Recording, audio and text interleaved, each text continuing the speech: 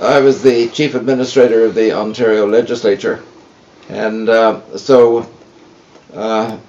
Speaker had been asked if he would go to Ireland to advise them on the reorganization of Parliament itself, of which I had become somewhat of a specialist, so we flew to Dublin, and we were put up at the wonderful Shelburne Hotel, and which seems to be the place that people really come from the country just to spend a weekend or that sort of thing.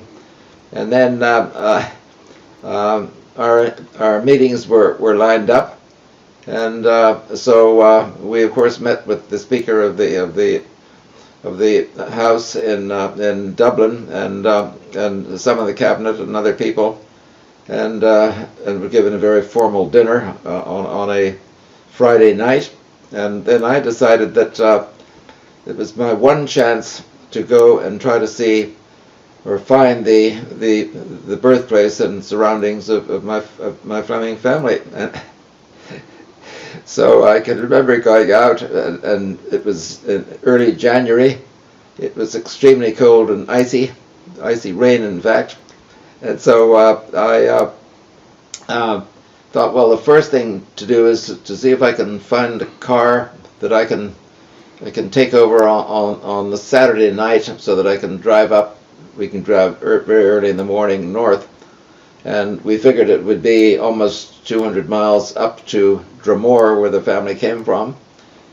And so we set out, not knowing what we were going to get into. In fact, it was absolutely remarkable. The first thing that happened is that we got to the border, and which was about a 1-hour drive, and we were confronted there by roadblocks, British Army, the constabulary of the area, and we made our way through there, and then we were going directly north, I guess it was northwest, to Dromore, and as we traveled through this country, we found that it was becoming more and more isolated, and until about 15 minutes after we'd come past the border, we were confronted with the roadblock. It seemed rather ridiculous, but it was a very large sort of black limousine, and it looked like it was some special, almost military vehicle, but it was filled with policemen, and they came out and observed us and obviously felt we were okay, so we were passed on.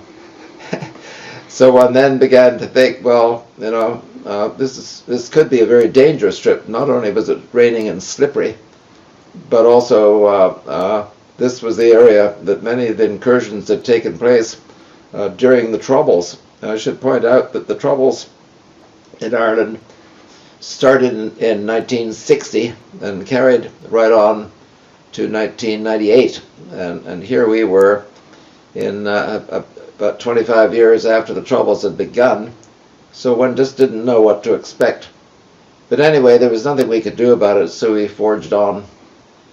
Eventually we reached Dromore, and it's interesting to know that the only hint that we had as to where our family might be was the corner of a piece of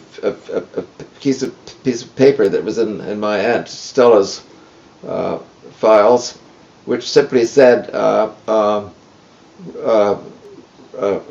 road from Dromore to Omagh, 4 miles, several farmhouses, and it was that kind of thing. Part of our difficulty was that we couldn't find any records for the Fleming family. The first thing that came to our mind, of course, was to try to check on records in churches and that kind of thing, the official registrations of deaths and births. But we discovered they'd all been lost in the Great Fire. So arriving in Dromore, it was our first small Irish town, and it seemed very compressed with the main street and the sort of place that one might like to go and explore. But immediately I was thinking of my family and those ancient relatives who had been walking those streets. So we were trying to think, well, how are we going to find where they might be buried? We didn't have a clue. The only clue we did have was that there was an ancient cemetery that there would be some Flemings in. And so after driving around a bit and trying to get oriented, somebody told us that the cemetery was up on a hill.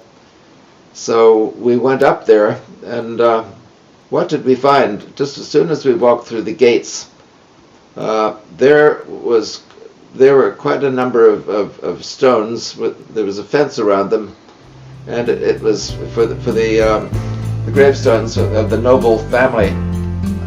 My concern was to try to find the Fleming graves in the cemetery, and the weather was absolutely terrible, god awful, and so fortunately I had brought from Canada my overshoes, and so we were well clad, and we got a stick to probe around because the snow was over the graves, and we discovered that when we entered the cemetery that the whole church had collapsed, and the reason being was that I think around 1801 or 2, the equivalent of a cyclone had come through there and flattened the church and flattened the stones.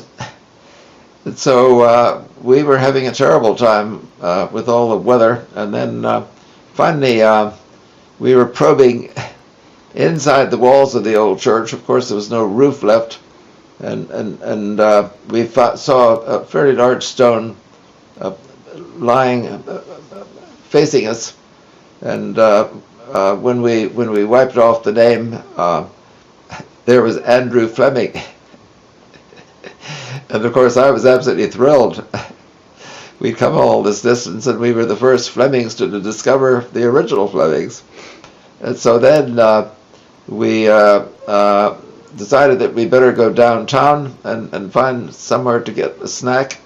So we got I think into a small restaurant in the main street. And then we thought, well, we have to find out if this church is gone, who can tell us more about the family.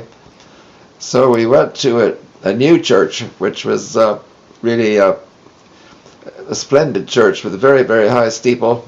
It was a Methodist church, which our family were Methodists. And we were told that if we would wait a minute, the attendant there said that he would like to phone the Methodist clergyman who was in charge of that church. So next thing we knew, we were invited immediately to go for tea with the clergyman and his wife across the street. So that was great fun, and so then we realized that here was a very young man trying to cope with a congregation, a somewhat smaller congregation than he would have had years ago in this remarkable little town. And his wife was there, and they had a baby. And so he looked at us and said, well, there is a man in town that probably can help you. And he was a Catholic father, Cardigan. This is in the Queen's University archives here. We then searched for Father Cardigan, but we couldn't find him.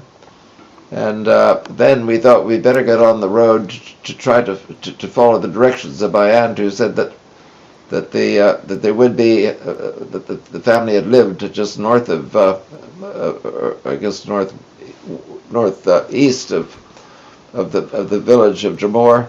But we got up there and we really couldn't find anything. We discovered later that there was the old road which it's meant to be on was no longer there, and so there was quite a lot of confusion.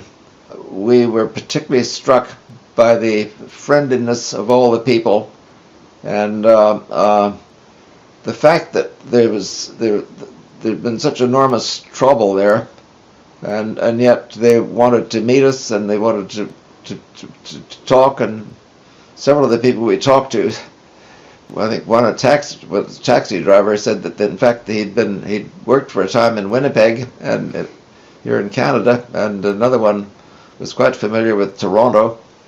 And when we went, we then went for lunch in a place at Omaha, and it was quite near the city center, and we had a very nice lunch.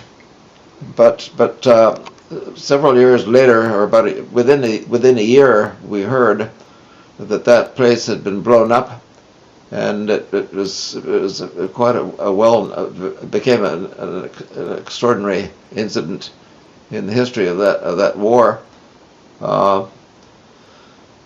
We then decided that we would go, of course, back to Dublin, and but we were absolutely thrilled by this short visit, and knowing where our ancestors were. We loved the countryside. We felt absolutely at home there. We loved the Irish malarkey. Not only did we find our family's heritage and their surroundings, but also the fact that we became involved in knowing a great deal more about the challenges of facing that country at that time and what it might take to resolve them. And but it was amazing how we could sort of spend such an interesting time, which wasn't only related to family, but was related to the life of the country in general, and also possibly to be pioneers in our own family, because after that, Catherine Turnbull McKenty has done this incredible work and producing this marvelous book about Polly, who by the way was the stepdaughter of William Fleming, and so it was really well that work has taken off, and Kath's done such a great job on that,